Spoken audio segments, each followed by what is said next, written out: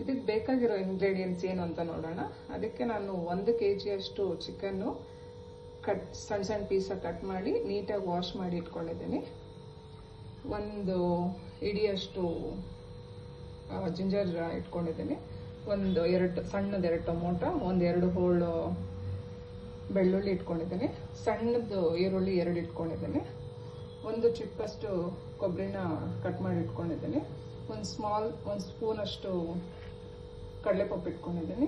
ಚಕ್ಕೆ ಲವಂಗ ಕಮ್ಮಿ ಇಟ್ಕೊಂಡಿದ್ದೀನಿ, ಯಾಕಂದರೆ ನಾವು ಖಾರ ಸ್ವಲ್ಪ ಕಮ್ಮಿ ತಿನ್ನೋದ್ರಿಂದ. 1/2 ಸ್ಪೂನ್ ಅಷ್ಟು ಮೆಣಸುಕಾಳು ಇಟ್ಕೊಂಡಿದ್ದೀನಿ. 1 ಸ್ಪೂನ್ ಚಿಕ್ಕ ಸ್ಪೂನಷ್ಟು ಸೋಂಪು ಇಟ್ಕೊಂಡಿದ್ದೀನಿ.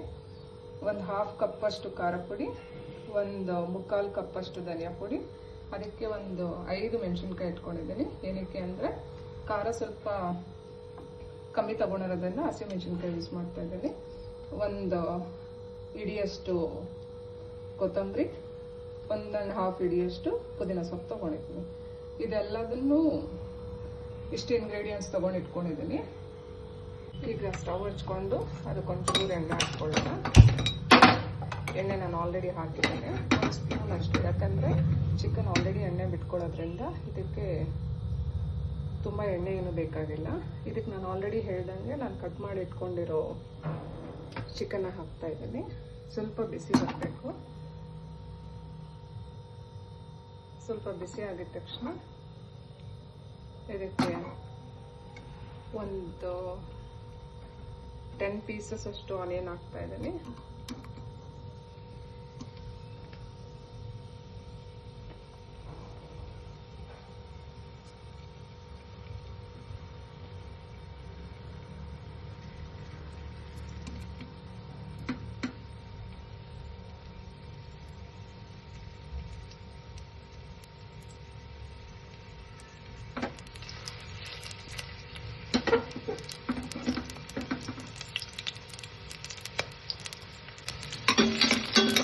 ಸ್ವಲ್ಪ ಫ್ರೈ ಆಗೋದು ಬಿಡಬೇಕು.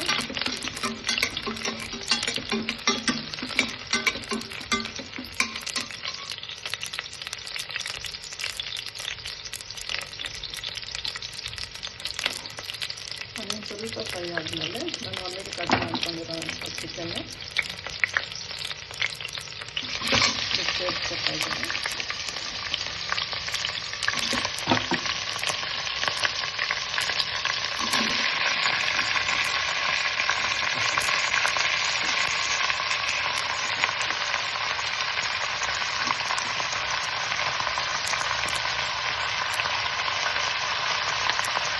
ಇದಕ್ಕೆ ಸ್ವಲ್ಪ ಹೆಚ್ಚು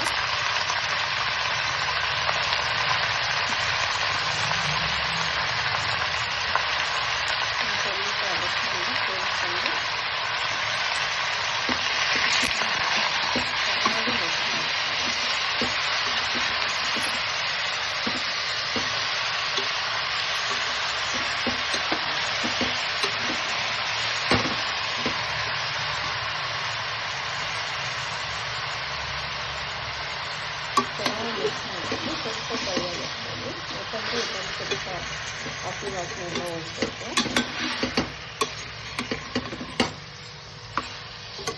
ಹಸಿ ವಾಸನೆ ಸ್ವಲ್ಪ ನೀರು ಬಚ್ಕೊಂಡ್ಮೇಲೆ ನಾವು ಮಸಾಲೆನ ಸೇರಿಸ್ಕೊಬೇಕು.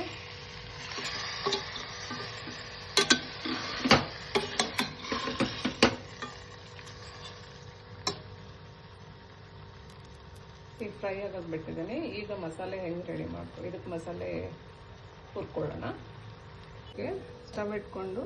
ಸ್ಟವ್ ಹಚ್ಕೊಂಡು ಬಾಣಲಿ ಇಟ್ಕೊಂಡು ಅದಕ್ಕೊಂದು 2 ಸ್ಪೂನ್ ಅಷ್ಟು ಆಯಿಲ್ ಸೇರಿಸ್ಕೊತಾ ಇದ್ದೀನಿ. ಇದಕ್ಕೆ ಆಗಲೇ ತೋರಿಸಿದಂತಹ ಈರುಳ್ಳಿ, ಹಸಿಮೆಣಸಿನ್ಕಾಯಿ ಹಾಕ್ತಾ ಇದ್ದೀನಿ. ಆಯಿಲ್ ಸ್ವಲ್ಪ ಬಿಸಿ ಆಗಬೇಕು.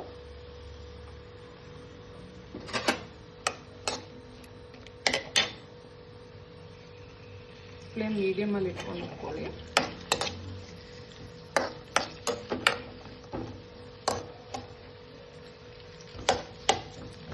ನಾನು ಹಸಿಮೆಣಸಿನ್ಕಾಯಿ ಬಳಸ್ಕೊಳ್ಳೋದ್ರಿಂದ ಖಾರ ಸ್ವಲ್ಪ ಕಮ್ಮಿನೇ ಬಳಸ್ತಾ ಇದ್ದೀನಿ. ಖಾರ ಜಾಸ್ತಿ ತಿನ್ನೋರು 1-2 ಮೆಣಸಿನ್ಕಾಯಿ ಸೇರಿಸ್ಕೋಬೋದು, ಇಲ್ಲ ಖಾರ ಪುಡಿ ಜಾಸ್ತಿ ಮಾಡ್ಕೋಬೋದು.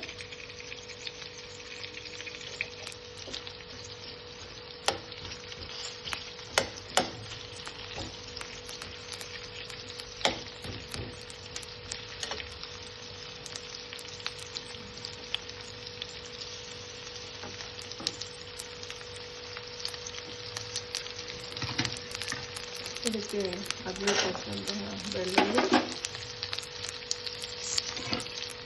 ಅದಕ್ಕೆ ಬೇಕಾಗಿರೋ ಜಿಂಜರು, ಶುಂಠಿ ಸೇರಿಸ್ಕೊಂಡು ಸ್ವಲ್ಪ ಹುರ್ಕೋಬೇಕು.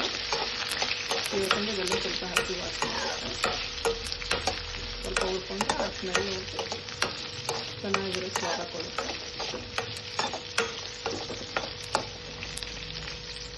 ಇದಕ್ಕೆ ಆಗಲೇ ತೋರಿಸೋಂತಹ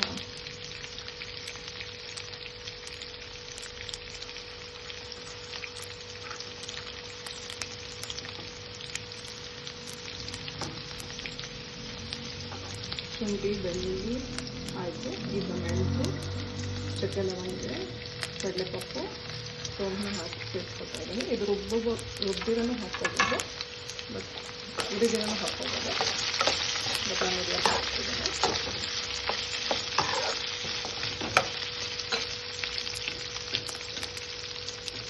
ಆಗಲೇ ಕಳಿಸಿದ ಕೊತ್ತಂಬರಿ, ಪುದೀನ ಸೊಪ್ಪಲ್ಲಿ ಸ್ವಲ್ಪ ನಾನು ಉರಿಯೋಕ್ಕೆ ಹಾಕ್ಕೊತೀನಿ.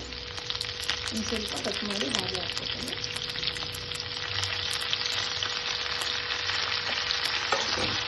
ಇವೆಲ್ಲ ಸ್ವಲ್ಪ ಹುರ್ಕೊಂಡು ಮಾಡಿ ಇದಕ್ಕೆ ಟೊಮೆಟೊ ಸೇರಿಸ್ಕೊತೀನಿ.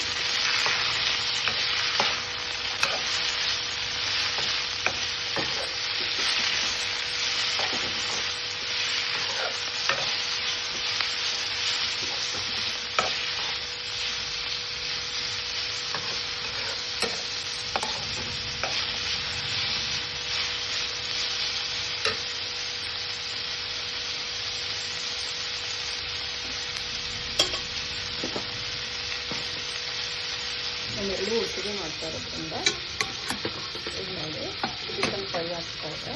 ಇನ್ನೂ ನೀರು ಬಿಟ್ಕೊಂಡಿದೆ, ಒಂಚೂರು ನೀರು ಬಿಟ್ಕೊಂಡಿದೆ.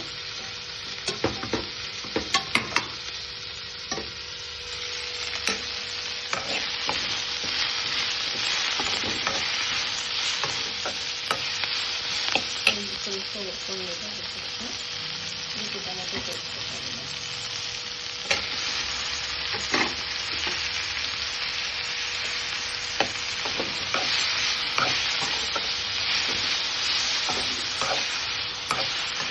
ಸ್ವಲ್ಪ ಚೆನ್ನಾಗಿ ಹಾಕ್ಕೋಬೇಕು.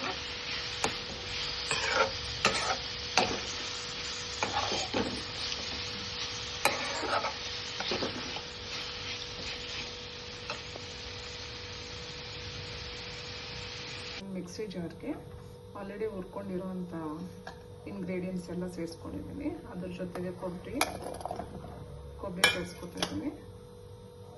ಮತ್ತು ಆಲ್ರೆಡಿ ನಾವು ತೆಗೆದಿಟ್ಕೊಂಡಂಥ ಖಾರ ಪುಡಿ, ಧನಿಯಾ ಪೌಡರು ಎಲ್ಲ ಸೇರಿಸ್ಕೊಂಡು ಚೆನ್ನಾಗಿ ಫೈನ್ ಪೇಸ್ಟಾಗಿ ಮಾಡ್ಕೋಬೇಕು. ಇದನ್ನು ಚಿಕನ್ಗೆ ಸೇರಿಸ್ಬೇಕು.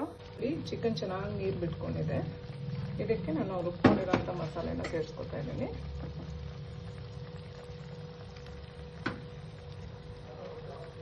ಮಸಾಲೆ ಸೇರಿಸ್ಕೊಂಡು ಇದನ್ನು ಚೆನ್ನಾಗಿ ಕಲಿಸ್ಕೊಂಡಿದ್ದೀನಿ. ಈ ಸ್ಟೇಜಲ್ಲಿ ನೀವು ಸಾಲ್ಟು, ಖಾರ ಎಲ್ಲ ಚೆಕ್ ಮಾಡ್ಕೊಳ್ಳಿ.